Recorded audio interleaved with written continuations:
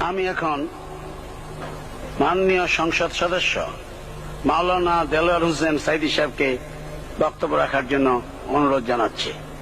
এখন আমি বক্তব্য রাখার জন্য আহ্বান করছি জনাব মাসুদ সাইদী, পিরোজপুর 1। نحمده ونصلي على رسوله الكريم وعلى آله وأصحابه أجمعين أعوذ بالله من الشيطان الرجيم بسم الله الرحمن الرحيم মাননীয় স্পিকার, আপনি এই মহান সংসদের স্পিকার হিসেবে নির্বাচিত হয় আমরা জাতীয় সংসদের পক্ষ থেকে আপনাকে অন্তরের অন্তঃস্থল থেকে মোবারকবাদ জানাচ্ছি। ইন্নাল হামদুলিল্লাহ ওয়াসসালাতু ওয়াসসালামু আলা নবিয়িনা মুহাম্মদ ওয়া আলা আলিহি ওয়া সাহবিহি আজমাইন। আউযু বিল্লাহি মিনাশ শাইতানির রাজিম। বিসমিল্লাহির রহমানির রহিম। মাননীয় স্পিকার, ত্রয়োদশ জাতীয় সংসদের ঐতিহাসিক অধিবেশনে আমাকে কথা বলার সুযোগ দেওয়ার জন্য আপনাকে ধন্যবাদ জানাচ্ছি।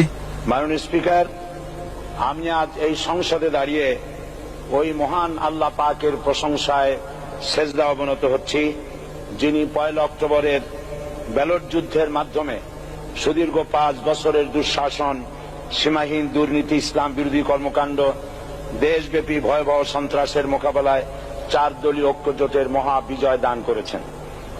আজকের দিনে আমি আমার বক্তব্যের শুরুতেই শুকরিয়া আদায় করছি আমার মহান মালিক আল্লাহ তাআলার, যার অসীম দয়া করুণে আমি আজকে জাতীয় সংসদের একজন গর্বিত সদস্য হতে পেরেছি। তিনি আমাকে সম্মানিত করেছেন, তাই সকল প্রশংসা তার। আলহামদুলিল্লাহ। আজকের এই দিনে আমি গভীর শ্রদ্ধা স্মরণ করছি ভাষা আন্দোলনের শহীদ, মহান মুক্তিযুদ্ধ এবং 2024 সালের জুলাই আগস্টের সফল গণঅভ্যুত্থানের মহানায়ক শহীদ আবু সাইদ, শহীদ মীর মাহফুজুর রহমান মুগ্ধ সহ হাজারো শহীদ আহত যোদ্ধাদের স্মরণ করছি। বিএনপির সাবেক সাংগঠনিক সম্পাদক, সিলেট 2 আসনের 2 বারে নির্বাচিত মাননীয় সংসদ সদস্য জনাব ইলিয়াস আলীকে স্মরণ করছি। বাংলাদেশ ইসলামী ছাত্র শিবিরের কেন্দ্রীয় নেতা, কুষ্টিয়া ইসলাম বিশ্ববিদ্যালয়ের দাওয়া ইসলামিক স্টাডিজ বিভাগের শিক্ষার্থী ওয়ালিউল্লাহ এবং আলফিকা অ্যান্ড লিগাল স্টাডিজ বিভাগের আল মুকাদ্দেস সহ ফ্যাসিস্ট খুনি হাসিনা রাজনৈতিক রোশনালী গুম হওয়া শত শত ভাই বোনদেরকে আমি আরো গভীর শ্রদ্ধার সাথে স্মরণ করছি।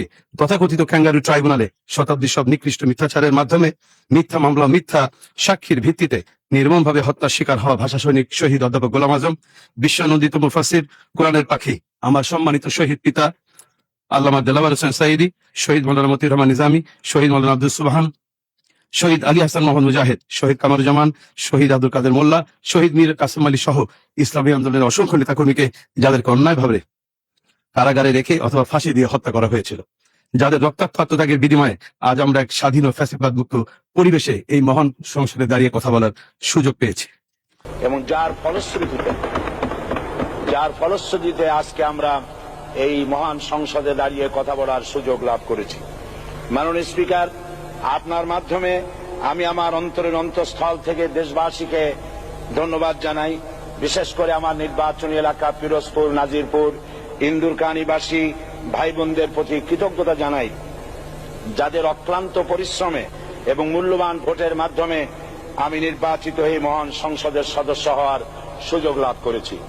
আজ আমি মহান সংসদে দাঁড়িয়ে আমি আমার নির্বাচনী এলাকা পিরোজপুর 1 আসনের সর্বস্তরের মানুষের প্রতি গভীর শ্রদ্ধা কৃতজ্ঞতা প্রকাশ করছি। পিরোজপুর সদর, নাজিরপুর, জিয়ানগর উপজেলার মানুষ যেভাবে শত প্রতিরোধা ডিঙিয়ে আমাকে নির্বাচিত করেছেন, সেজন্য আমি প্রত্যেককে আমার অন্তরের অন্তঃস্থল থেকে ধন্যবাদ ও মোবারকবাদ জানাচ্ছি এবং আমি আমৃত্যু তাদের সেবায় নিজেকে নিয়োজিত রাখার অঙ্গীকার ব্যক্ত করছি। বিশেষ করে পিরোজপুরের মাটি ও মানুষের প্রিয় নেতা শহীদ আল্লামা সাইদীকে খুনি হাসিনা অন্যায়ভাবে হত্যা করার প্রতিবাদে এবং তার আদর্শকে সমুন্নত রাখতে পিরোজপুরবাসী আমাকে যে রায় দিয়েছেন তা আমার জন্য বড় আমানত। এই আমানতের সর্বোচ্চ মর্যাদা আমি আজীবন দিয়ে যাব এবং পিরোজপুর উন্নয়নে আমি আমার সর্বোচ্চ মেধা যোগ্য দিয়ে কাজ করবো ইনশাআল্লাহ।